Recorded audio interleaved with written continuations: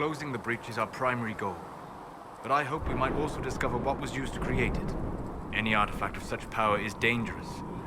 The destruction of the Conclave proves that much. You don't think whatever created the explosion was destroyed in the blast? You survived, did you not? The artifact that created the breach is unlike anything seen in this age. I will not believe it destroyed until I see the shattered fragments with my own eyes.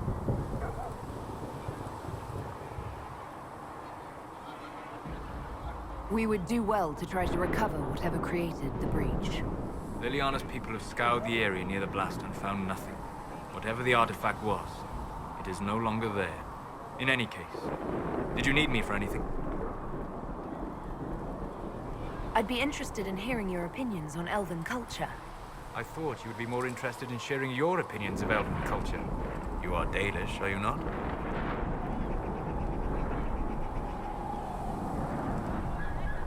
What's your problem with the Dalish?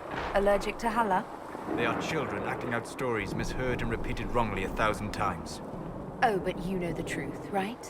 While they pass on stories, mangling details, I walk the Fade. I have seen things they have not. Irabellis, Haren. If the Dalish have done you a disservice, I would make that right. What course would you set for them that is better than what they know now? You are right, of course.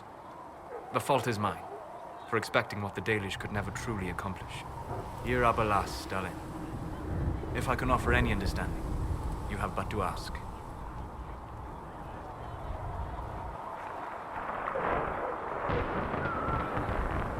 Is the magic they teach in the Circle different from the magic I learned with my people?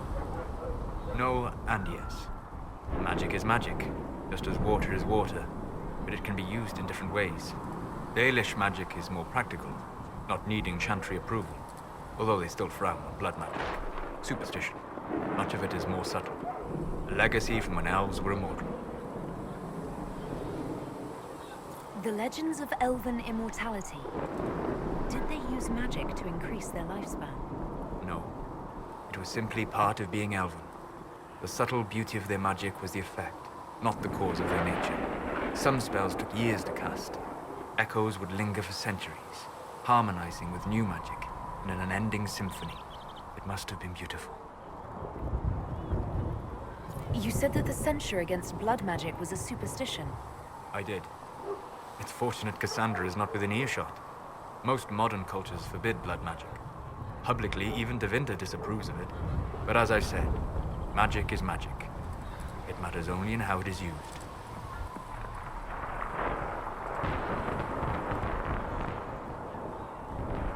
I'd be interested in learning more about blood magic. I would teach you if I knew it. Unfortunately, using blood magic seems to make it more difficult to enter the Fade. You understand why I never bothered to learn it. A shame, as it is extremely powerful, provided it remains a tool, not a crutch, nor a passion.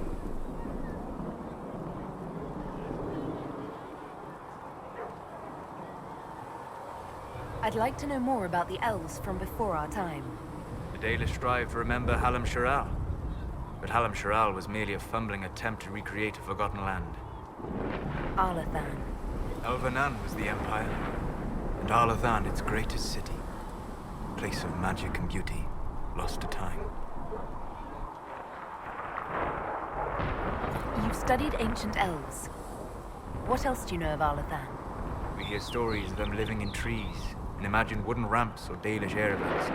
Imagine instead spires of crystal twining through the branches, palaces floating among the clouds. Imagine beings who lived forever, for whom magic was as natural as breathing. That is what was lost.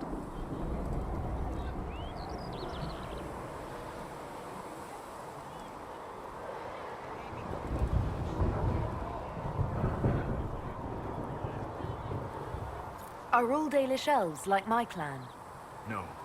Your clan was unique in having enough interest in human affairs to send you to spy upon the Divine's meeting. As your clans have been separate for so long, they have all changed, adapting to the lands in which they live. Some are no more than bandits, others trade freely with humans, and some have disappeared entirely into the forests.